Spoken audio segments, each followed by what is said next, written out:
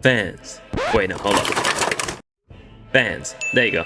The cornerstone of any popular IP. You cannot have a successful franchise without them, and Studio Ghibli probably has one of the most loyal fan bases out there, who bow low to the artistry of Hayao Miyazaki-san, who's such a Chad. He came out of retirement just to make a new movie, won an Oscar, won another Oscar, and went back to being one of Japan's greatest animators that ever lived, and he seems to have no plans of stopping. Hi, my name is Nacho, welcome back to the channel, and I am not a Studio Ghibli fan. What? What the f— Hold on, lower thy pitchforks, Tomodachis. I'm not saying I dislike them, I'm just saying that I'm not a Studio Ghibli fan, because to be honest, I've never watched the movies. That's not entirely true though. I did watch Howl's Moving Castle during a long flight once, and I really enjoyed the music, the animation, and the character design. These are some of the things that make Studio Ghibli movies stand out as unique pieces of animation. But what about the rest? I've heard really good things about My Neighbor Totoro, Nausicaä and the Valley of the Wind, Kiki's Delivery Service, Princess Mononoke, and many more. So what makes them so endearing to people? At what point does Ghibli convert you to the fanbase? How deep do you have to go before they accept you as one of us? 1 movie, 2 movies, 5, 10? So I decided to watch all the movies. Which shouldn't take me long, I mean, how many can there be, right?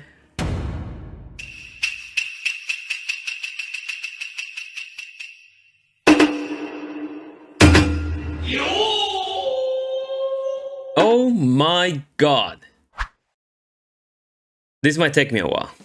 But where to begin, right? Well, the first steps always begins with the journey, or something like that, so let's go back to the movie that started it all. Releasing in 1984, Nausicaä and the Valley of the Wind. Now, I'll admit, I was a bit worried about starting with the older movies since it has been more than 40 years since they were released, and myself enjoying how much animation has advanced throughout the years, I thought I was gonna hit a wall rather early because of it. However, I was determined to go into it with an open mind. And oh boy, I couldn't have been more wrong. Nausicaä and the Valley of the Wind is a post-apocalyptic Dune simulator based on a graphic novel where humans treated the world like, well, like we're currently treating it, which triggered a world-ending event called the 7 Days of War, where giant titans/evas engulfed the planet in fire, killing everything. From the ashes, a giant forest called the Sea of Decay was created, home of a race of giant bugs led by the Oms, trilobite-like insects the size of a building who are the protectors of it. The Sea of Decay is of course poisonous to people. It's kind of implied in the name. It's always expanding and the remaining humans have to adapt to survive in this harsh new world centuries into the future. This is where Nausicaä comes in, and it's funny that I chose this time to watch these movies with all the woke stuff, the Me Too going on, and the empowering bull, which I won't get too much into it because I think it just brings the wrong energy into the conversation. But having a great female lead like Nausicaä will be a recurring theme with these films, and it's a very refreshing thing I was kind of expecting. This young woman is the only child of the King of the Valley of the Wind, and she is beloved by her people by the care she gives them. While his father is still alive, we learn of a prophecy that will be important later and how this particular realm manages to keep itself safe from the decay and the bugs. The crux of the story is this. 2 out of the 3 kingdoms within the movie want to stop the spread of the Sea of Decay and reclaim the land the bugs have taken and continue taking. Their main method to accomplish this is war. The world building made at the beginning of the film is great, and though it relies on a little bit of narration, I feel that even without it, the film does a really good job making you understand what is going on rather quickly. The theme of the film revolves around the fact that violence begets more violence, and that the cruelty against nature will only lead to the destruction of humanity. Kingdom of Toromechia is the prime example of this. Nausicaä stands out as the complete opposite of this mentality. This is a woman who's kind to her very core, and she leads her people to safety by fighting against the warmongering of the other kingdoms. The sort of kindness and self-sacrifice she has is what makes everyone trust her and what eventually allows her to stop the end of humanity. A lot of the supporting characters of the story are fantastic, like Yupa, a famous swordsman who travels the land in search of the one that will bring them to the promised land. Teto is a little fox squirrel that follows Nausicaä, and Obaba is a blind mystic old lady that lives in the Valley of the Wind and serves as an advisor to the royal family. And this wise old man, as well as the hunched little old lady, will be a recurring trope in other Ghibli movies, as well as another thing that Miyazaki seems to put in abundance, which is making me like these movies more and more, which is a bunch of redhead characters everywhere. Nice. The pacing of the story is fantastic and makes it really easy to navigate, as well as the art design and animation. I was worried that the 80s style anime was gonna be hard to get used to, but the level of art detail of some of these scenes are insane, and I can see the influence this will later have on things like Avatar, Attack on Titan, and other future animes. Growing up around the time where Dragon Ball first came out, I was immediately taken back with some of the soundtrack. Some very hard 90s synth and some of the audio effects that were used were iconic from way back when. I don't want to spoil much of the plot in case you were thinking about watching the films yourself. It's very good, I highly recommend it, so I'm gonna leave that one there and we'll move on to the next film. Castle in the Sky, released in 1986, has led me to believe that Miyazaki either wanted to be a pilot growing up or he just loves flying objects. A note to that is that the level of variety of aircraft designs is incredible.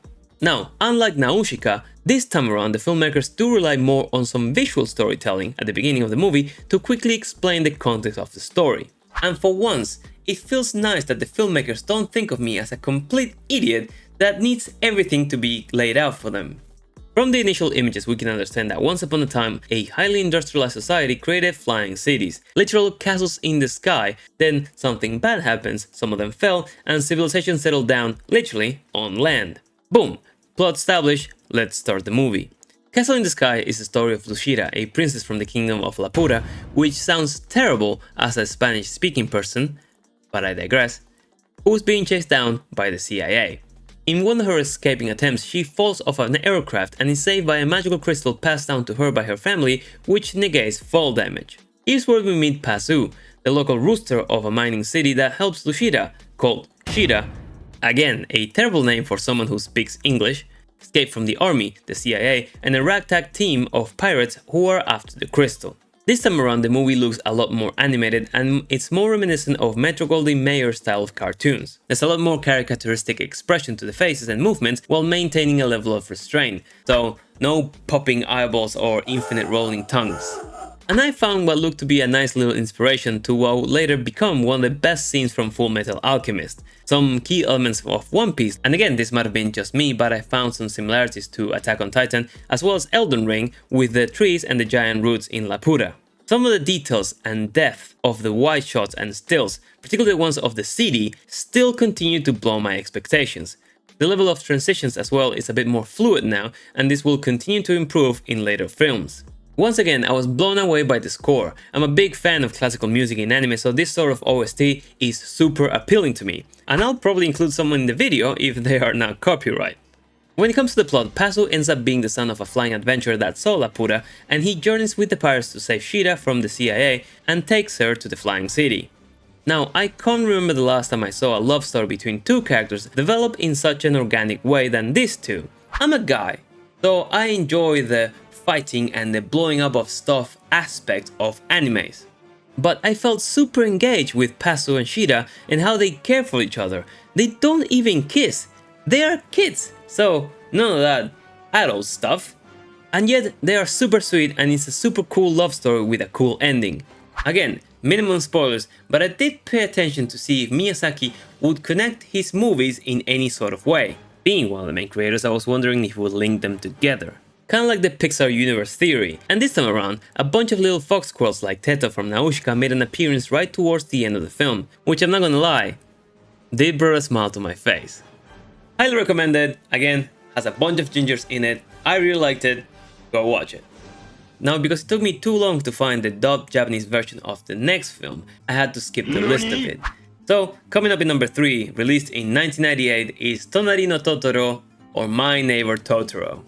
I can't believe that I went 32 years without watching this. A running thing that Miyazaki does with sound is that whenever he wants to convey tension, he simply stops the music. Simple and effective, so I'm gonna do the same thing here. This has to be the best shed I've ever seen.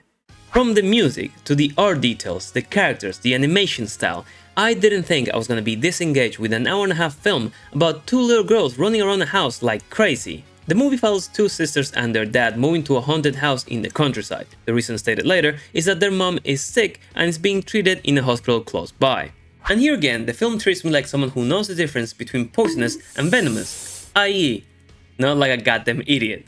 And doesn't tell me what the mom has, cause to be honest, it doesn't need to.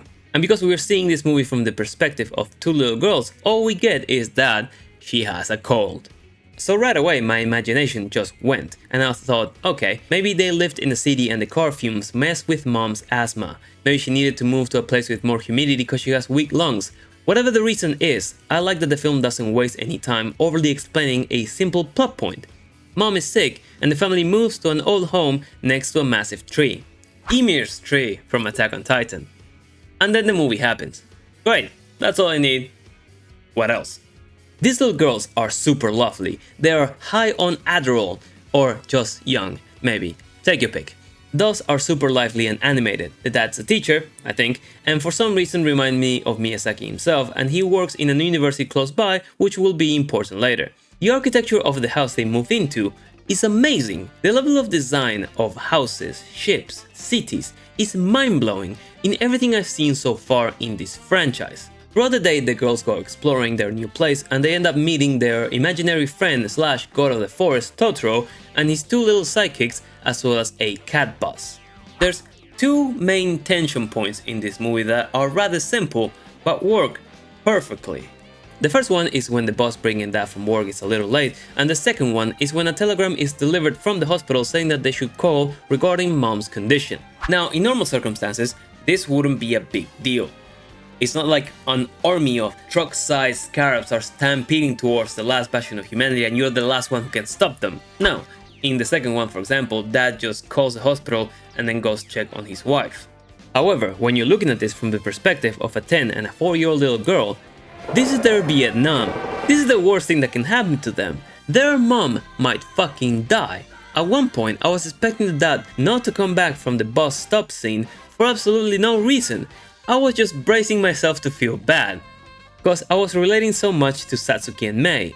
The way this film connects you to the story is brilliant.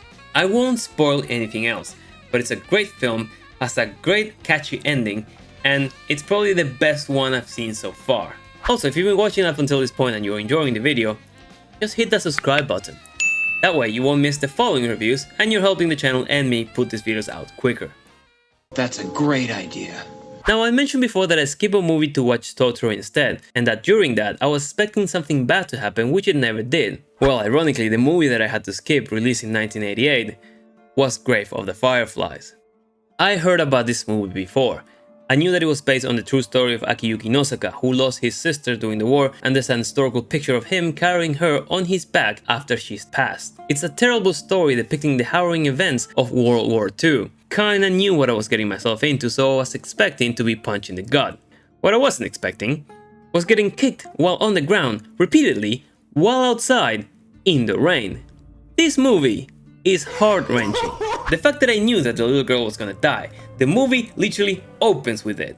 It makes it clear from the get-go that Seita and Setsuko, the two siblings, are not gonna make it. And I still felt terrible after an hour and 20 minutes when Seita, who's narrating the story, says Setsuko never woke up after that.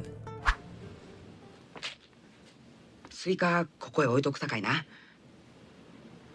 な。兄ちゃん、おおきに。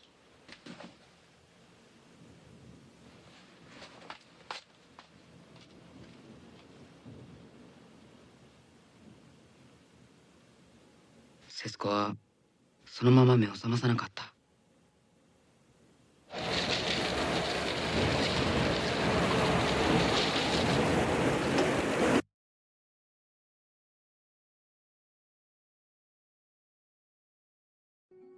Holy shit, dude.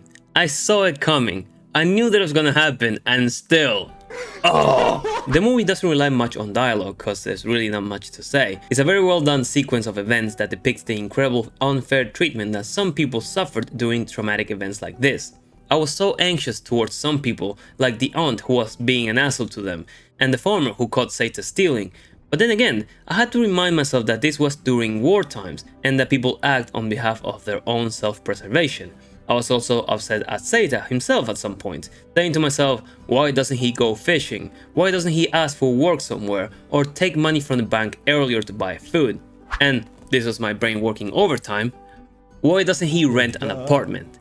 And yet again, I had to remind myself that this was war times. This was one of the worst periods of humanity, and they were on the losing side. The firebombings carried out by the Americans razed entire cities in a sweep, since all the Japanese houses then were all made of wood. Plus, Seita was only 14 years old at the time, just lost his mother brutally to the fires, his dad was MIA, and his sister was dying of malnutrition. I cannot begin to comprehend what that would be like, or how to even go over the stress to form a logical plan of action. The fact that the real Seita survived to tell the tale is not only heartbreaking, but also remarkable. I think this was the hardest one. I should be fine now, famous last words, but I do recommend you watch it, just not by yourself. The next movie though, I can simply describe as a feel-good movie. Kiki's Delivery Service, released in 1989, is the last one of this decade and is a coming-of-age story about a young adorable witch that leaves her home following a long family tradition and moves to London, minus the stabbings, to fulfill her dream of becoming an independent girl entrepreneur. And through quick thinking and sheer bloody luck, she manages to befriend a local bakery owners, gingers, nice, and establish a flying delivery service in their shop. This film, I'll say, is the tamest one I've seen so far. No major world-ending catastrophe, there's some risk of injuries here and there, but it's basically an easygoing movie about facing changes and opening yourself to new opportunities and people, with the bad and good that comes from that. Overall, much like the rest of the movies on this list, Kiki's Delivery Service has some amazing score, with some cool disco music as well as some nice orchestral tunes. The art design of the city and landscape again is amazing. The feel of a busy city is done incredibly well, and the variety of detail it has, for example in the drone shots over the pier, are some of what gives it that feeling of fullness. Nice feel-good movie with no major spikes of the heart rate, which is nice considering the last movie I saw, so you should definitely watch this one as well. I guess the most shocking thing about these films, considering what we've been putting up with for the last decade or so, is the recurring depiction of traditional and functioning families. Who would have thought that the idea of a mom and a dad loving and supporting their children would be surprising in 2025? And this is where I'm gonna finish the video, right before we go into the 90s. This has probably been one of the most enjoyable and emotional experiments I've done so far. These movies are so cool. They are extremely engaging and funny. They defy everything I thought I would enjoy. To give you an idea, my favorite director of all time is Guy Ritchie. Do you know what Guy Ritchie's movies have in common? There's not a lot of kids in there. In fact, they have all the things we tell our kids to stay the hell away from. So me thoroughly enjoying 5 films where the main protagonists are not only toddlers and teenagers, but young women in their majority, is an incredible thing to experience. I can't wait to watch the rest of these films, and I hope you do too. And if you watch this fine video, leave us a like. Let me know in the comments down below what is your favorite Ghibli movie of all times. As always, I've been Nacho, hoping you enjoyed the video, and I'll see you in the next one. Take care.